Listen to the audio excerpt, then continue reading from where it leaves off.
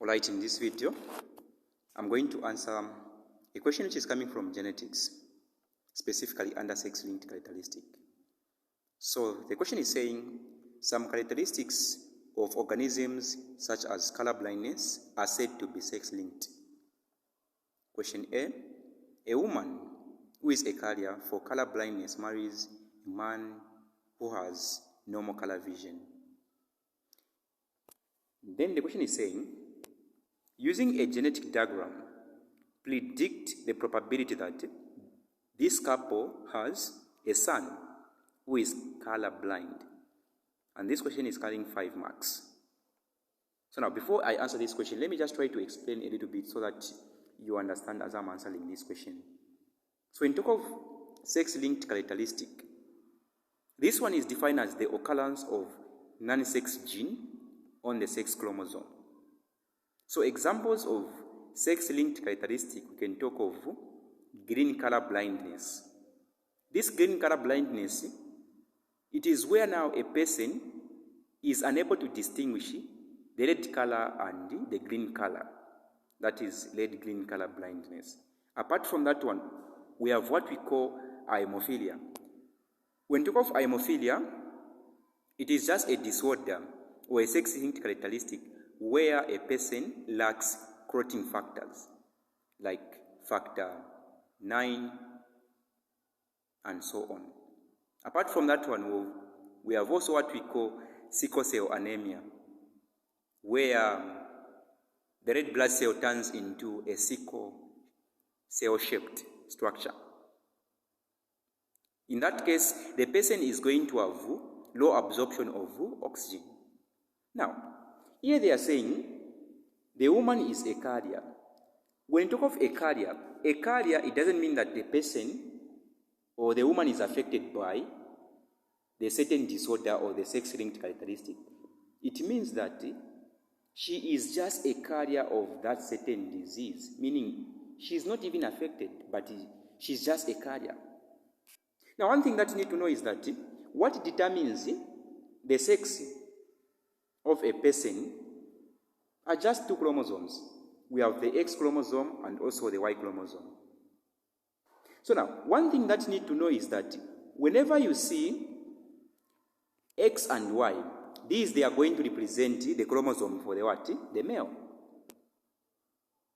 Then whenever you see X and X, these they are going to represent the chromosomes for the female. In short, XX represents the chromosomes for the female, and XY represents the chromosome for the male. Now, one thing that you need to know on this part is that sex-linked characteristic does not occur on the Y chromosome, on this chromosome here.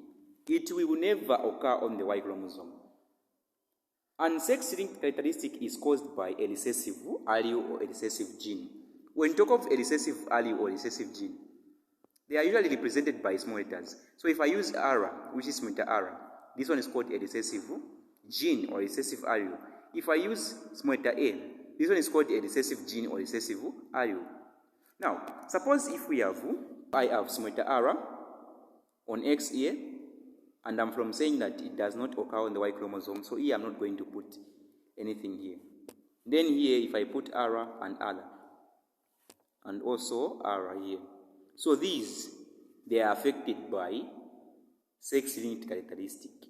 Now, when you see something like capital letter R and small letter R, this one here is going to represent a carrier. Why is this one going to be a carrier? Because we have a dominant gene or a dominant allele which is going to overshadow this recessive allele. That's very, very important. So always when you're writing the genotype of anything, start with a dominant allele and end with a recessive allele. So now let me just try to answer this question here. They are saying we have a normal man and a carrier female.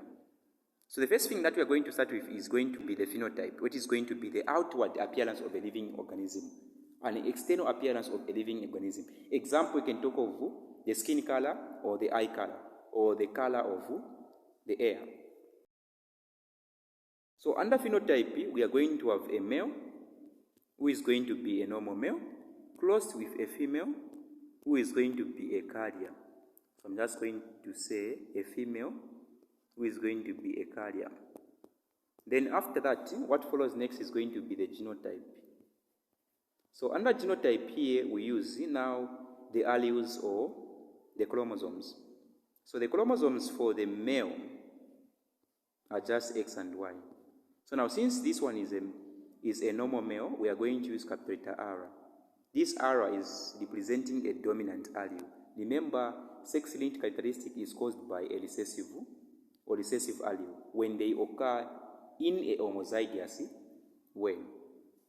And then for the female, we are going to have X and X.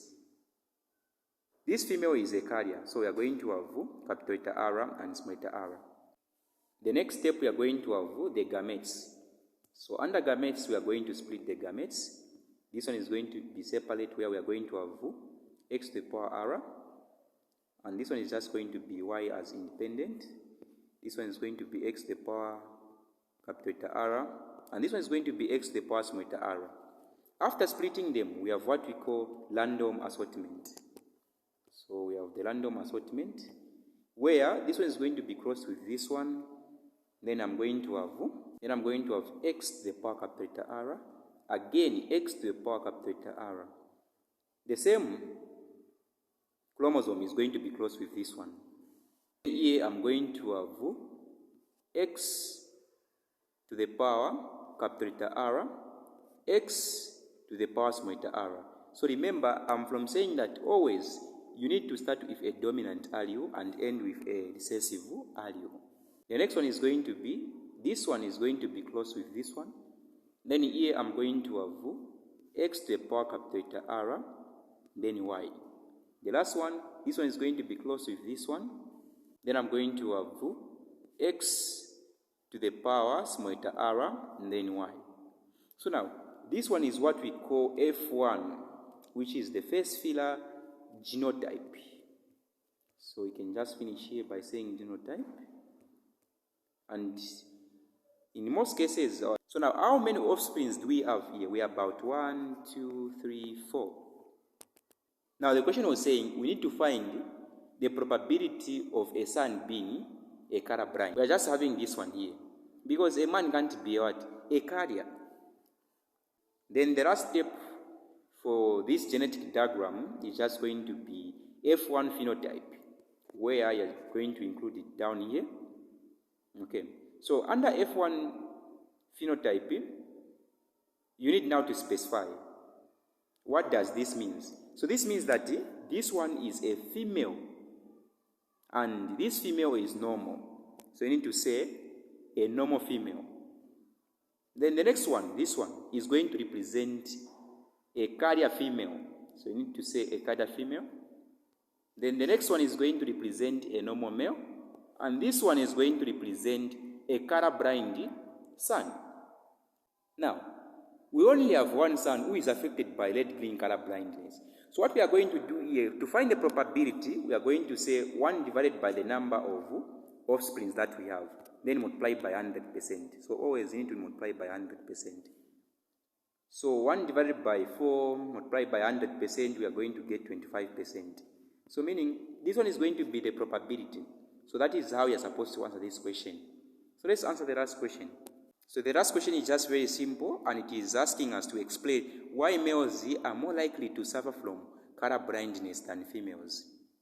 So the reason why males are highly affected by color blindness than females, this is because a male can't be a carrier. That is the first reason. A male can't be a carrier. Apart from that one, we are going to say this is because sex-linked characteristic does not occur on the Y chromosome. So those are the answers. So that was the last one. Thanks for watching, and see you next time.